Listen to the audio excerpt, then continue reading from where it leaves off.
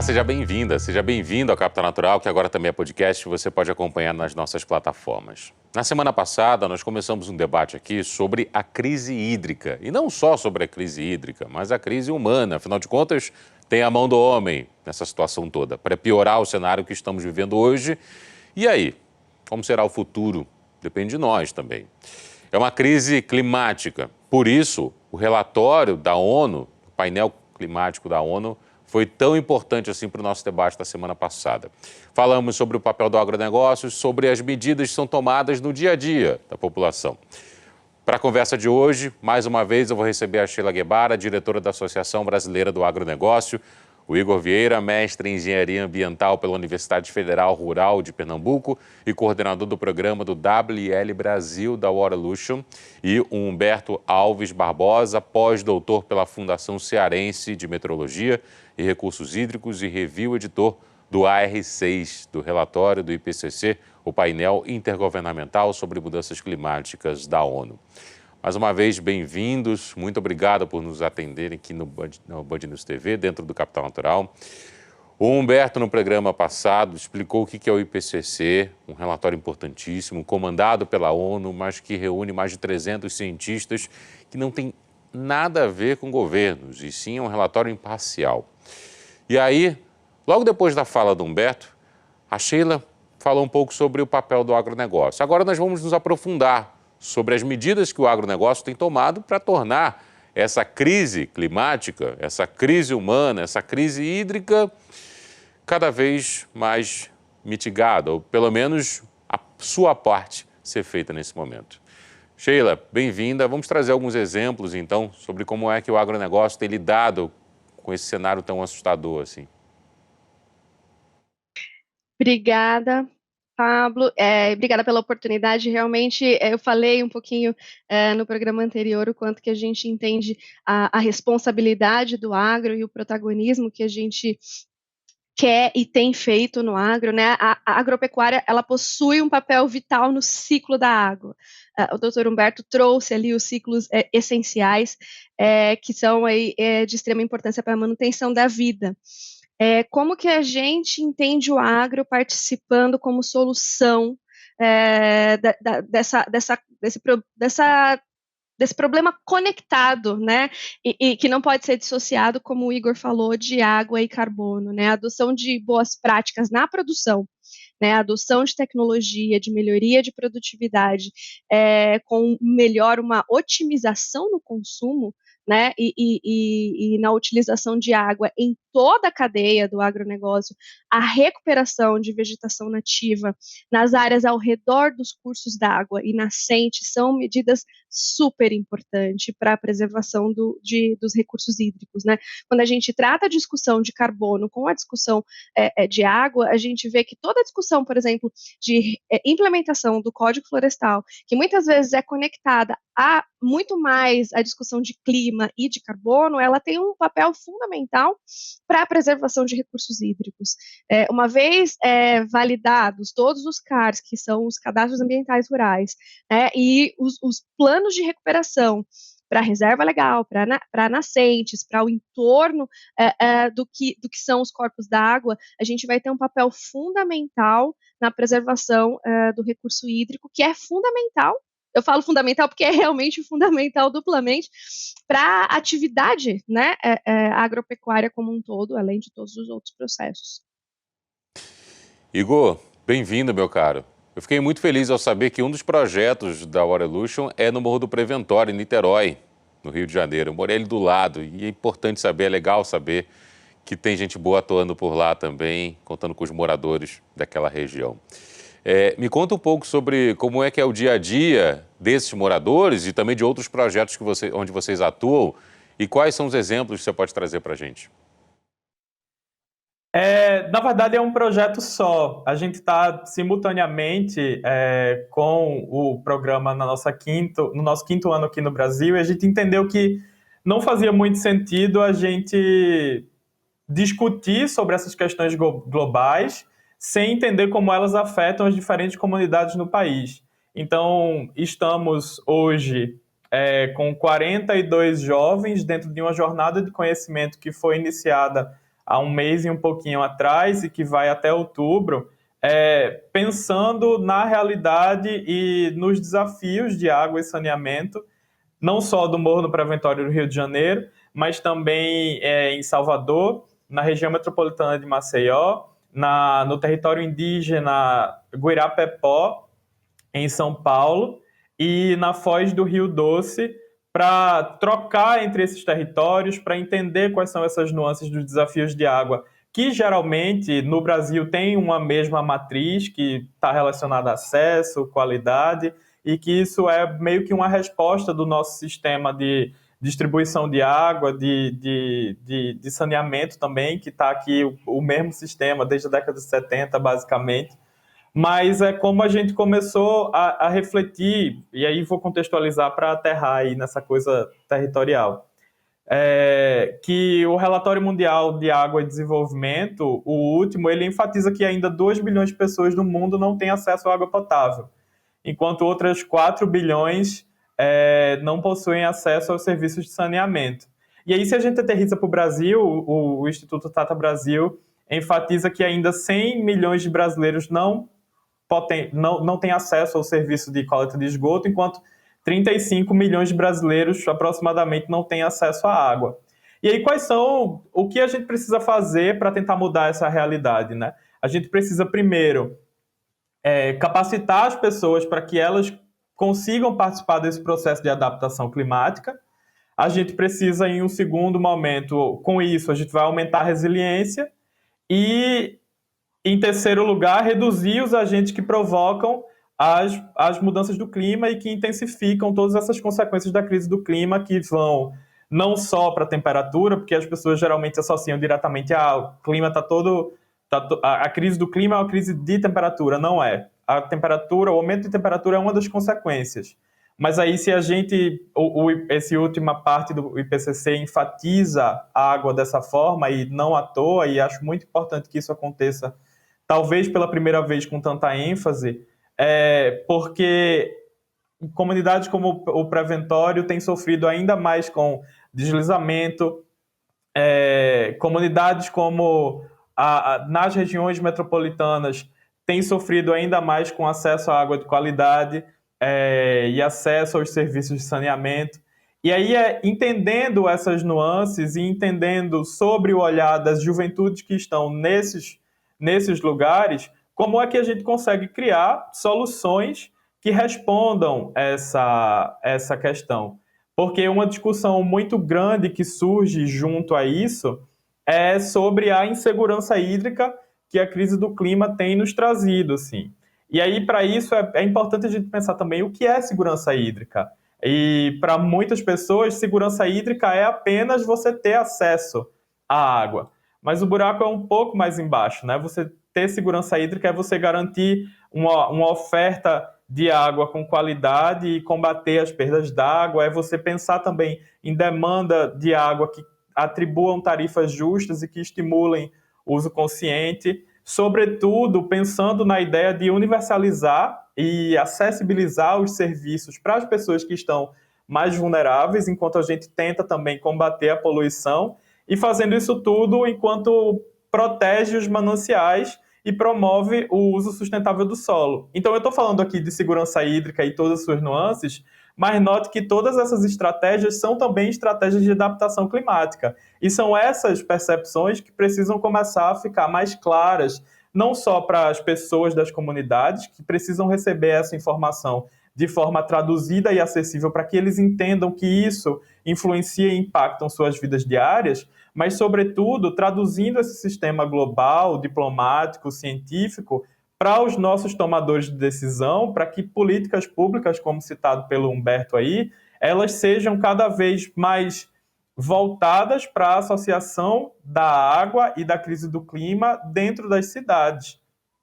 Porque isso vem junto com a ideia de reconhecer e estimular novas formas de não só gerir o recurso, a água, mas de distribuir também. Porque daí a gente vai assegurar que a gente vai ouvir a ciência, vai assegurar que todos os setores estão caminhando juntos para isso, mas também a gente vai colocar as populações diferentes em todas as suas nuances e seus territórios como protagonistas das soluções criadas por elas e para elas, que é esse o nosso maior desafio, que fazer com que o sistema climático ambiental que a gente vive seja cada vez mais visto para as pessoas como uma coisa real, palpável e próxima, e não como uma crise outra, não como uma questão outra, porque faz parte de quem a gente é enquanto a nossa essência, que é a humanidade.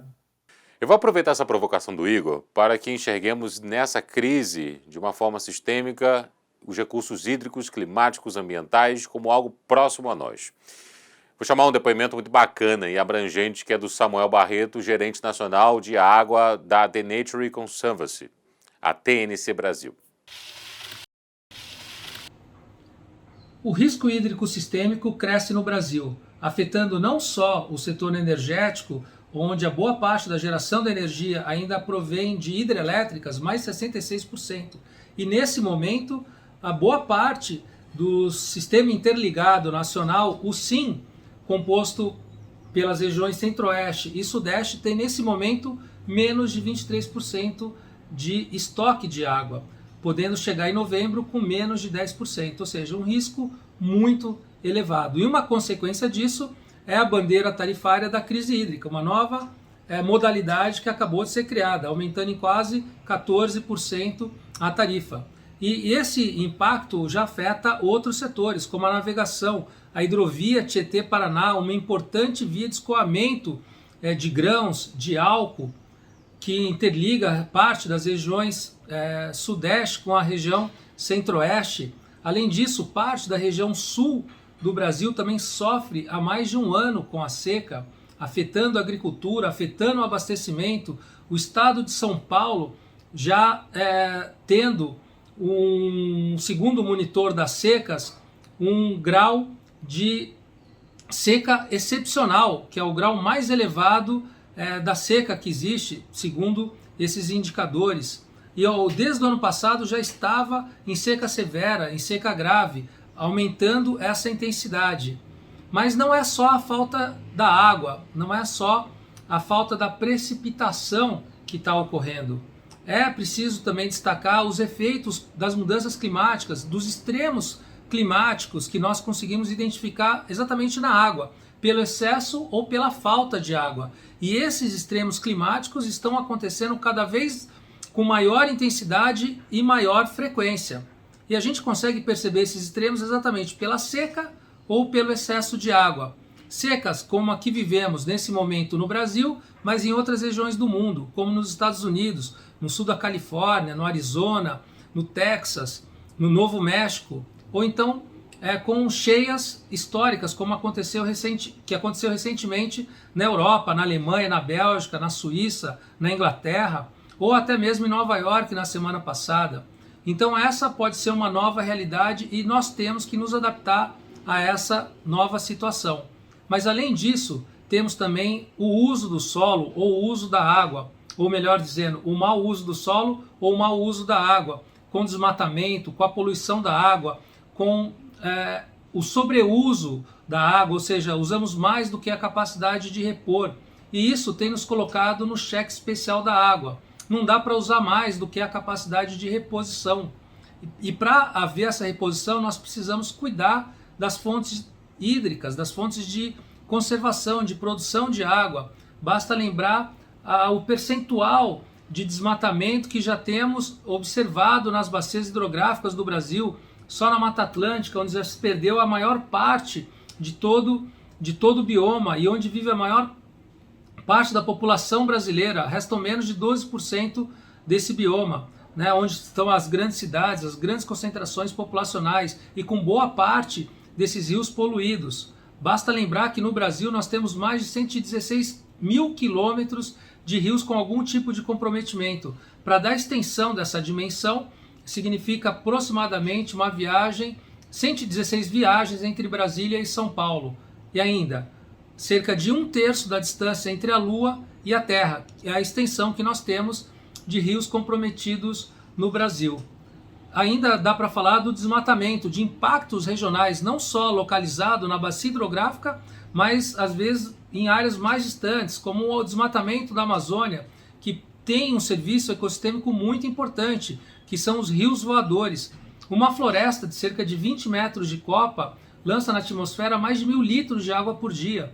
Então imaginem o papel de uma floresta lançando água pela evapotranspiração diariamente. É como se tivéssemos uma bomba de água sendo lançada na atmosfera, que em contato com as correntes de vento, essa umidade chega até as regiões centro-oeste, sudeste, sul, trazendo umidade e chuvas. E estamos numa situação muito perigosa de quebrar esses serviços ecossistêmicos. E se olharmos ao longo dessa latitude, a gente vai observar nos continentes africanos e na Oceania, desertos. E por que nós não temos isso aqui na América do Sul, no Brasil? A Amazônia é uma dessas respostas. E outra resposta importante, além de se adaptar a esse novo normal dos extremos climáticos, é implementar a boa governança das águas. Nós temos uma lei extremamente poderosa para combater e para promover o bom uso, os usos múltiplos da água, uso para geração de energia, para o lazer, para o abastecimento, para a navegação, para a produção de alimento, para uma série de outras atividades, além da própria conservação. E, novamente, a natureza é uma aliada, na medida que é importante recuperar, conservar, restaurar a floresta. Nós estamos na década da restauração, uma ação que pode responder por quase 40% do combate às mudanças climáticas, gerando emprego, gerando serviços ambientais, promovendo usos múltiplos e a segurança e o bem-estar social. É uma das respostas para inverter essa insegurança hídrica. Obrigado ao Samuel por essa fala extremamente didática e esclarecedora. E agora um pouco mais dessa importante iniciativa que é a Waterlution. Com a palavra Dawn Fleming, que é diretora do WIL Brasil, Innovation Lead Waterlution.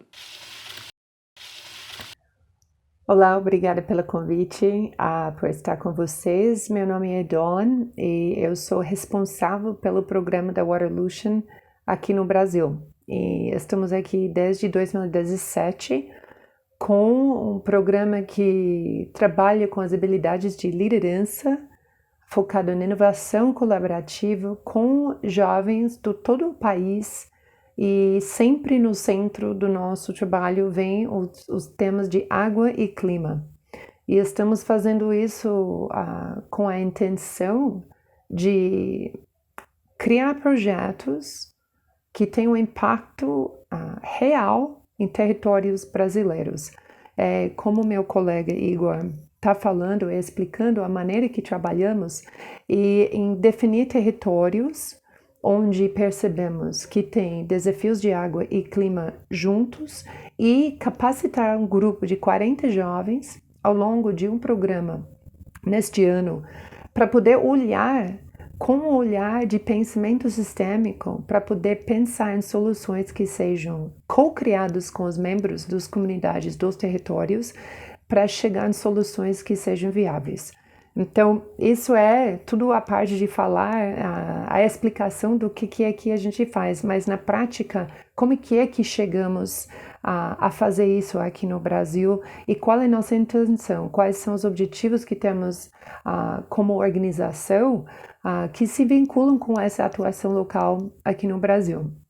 Então eu vou explicar um pouquinho mais do contexto da Waterlution, quem somos e por que identificamos essa dupla questão de água e clima, que na verdade percebemos que é um só, mas por tantos anos foi tratado como algo separado, que continuamos destacando que água é clima, mas trabalhamos com essas vertentes para chegar nos públicos-alvos que são importantes para nós, que são jovens que têm interesse e paixão pela água e de ser um líder nesse ramo. E eu falo ramo. Os jovens que participam nos nossos programas vêm de muitos lugares. Temos engenheiros, temos artistas, temos geólogos, geógrafos, urbanistas, pesquisadores químicos, pessoas que trabalham com políticas públicas. Temos uma variedade de participantes que permite que o encontro entre eles cria soluções que, sem esse olhar multidisciplinar, essas soluções não iam surgir. Então, a gente cria um ambiente que permite a criação de soluções que sejam realmente de impacto e que sejam inovativas. Bom, eu ia falar também sobre quem somos e de onde vem a Waterlution. Então, em 2003, um jovem canadense que se chama Karen Kuhn, ela estava no África do Sul e ela estava no congresso ouvindo sobre todas as questões ambientais e percebeu que ninguém estava falando sobre água. E ela sacou que isso seria o ponto de foco de importância, de maior importância, mas ela percebeu isso quase 20 anos atrás, quando ela era uma menina, uma jovem mulher de 20 e poucos anos, e ela começou a criar a organização que refletia os desejos e sonhos dela. Então, como criar jovens líderes da água, capacitá-los para que podem ser agentes de transformação no mundo. Então, com essa ideia, com esse faisca que ela teve, ela criou a organização que se chama Waterlution, em 2003. Daí pula para frente mais alguns anos e em 2010, depois de atuar por 7 anos com esse foco em capacitação de jovens líderes, esse grupo de jovens do Canadá inteiro se juntou para ter um encontro, o primeiro encontro que chamamos do Water Innovation Lab, e esse é o famoso WIL. E é isso que estamos fazendo aqui no Brasil desde 2017, o WIL Brasil, o Water Innovation Lab Brasil, e com esse encontro que aconteceu em 2010, daí nasceu essa maneira, esse formato de habilitar esses jovens em grupos ao longo de uma imersão. Então, esse foi o primeiro. Desde 2010, nós tivemos, eu acho que 16 edições em 9 países e já formamos mais de 3.000 jovens ao longo dessa jornada e esses vários locais. Aqui no Brasil, já mais do que 300 jovens passaram pelo programa.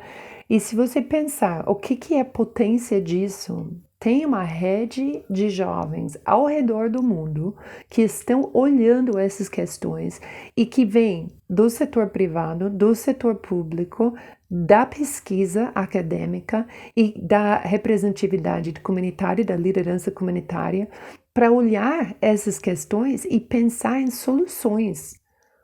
E precisa desses espaços de inovação que não existem só no mercado privado e só na academia, não, nas instituições de educação. É muito difícil encontrar espaços onde podemos criar um ambiente de acolhimento, onde você pode se arriscar, onde você pode testar ideias e chegar em soluções que sejam adequadas. E o que permite esse espaço, esse laboratório funcionar são os nossos parceiros. Então, temos parceiros patrocinadores ao redor do mundo que vêm também representando esses vários setores, do setor privado, das instituições acadêmicas e também do poder público. Trabalhamos em Líbano, trabalhamos no México, trabalhamos aqui no Brasil, trabalhamos na Austrália, na Índia, na Europa, no Canadá. E o programa no Canadá já começa com pessoas que são antes dessa faixa etária de 18 e continua até uns 35 anos. E a Waterlution se colocou realmente na frente como um líder, como organização, para esse olhar de capacitação de jovens na frente da crise climática que estamos tendo como planeta e como esses jovens podem ser os agentes de transformação. E tem muitos, e são competentes e precisam de ter o apoio e o investimento dos poderes que permitem a implantação e a realização dos protótipos e projetos que esses jovens estão criando, porque as soluções existem. Eu sei que dentro da conversa que tiveram hoje, que falaram sobre quanta ciência tem, quanto que tem de evidências e soluções que seriam válidos e que teriam o impacto necessário. E com certeza, com o investimento e o apoio para essa maneira de pensar e olhar soluções, a gente vai ter um grande impacto, mas requer muito investimento. Agradeço a todos que participaram conosco hoje. Sheila Guevara, diretora da Associação Brasileira do Agronegócio, Igor Vieira, coordenador do programa do Eu Brasil da Waterlution, e o professor Humberto Alves Barbosa, pós-doutor pela Fundação Cearense de Meteorologia e Recursos Hídricos e um dos participantes do AR6, do relatório do IPCC. Tivemos também os depoimentos de Samuel Barreto, gerente nacional de água da The Nature Conservancy, a TNC Brasil, e da Dow Fleming, diretora do Eu Brasil. Foram tantas e tão importantes falas que nem deu tempo do Humberto falar essa semana, mas eu prometo que semana que vem ele vai continuar a aula sobre o 6º relatório do IPCC e como os sistemas climático e hídrico são, na verdade, uma coisa só. Continue conosco e continue se cuidando. Até semana que vem.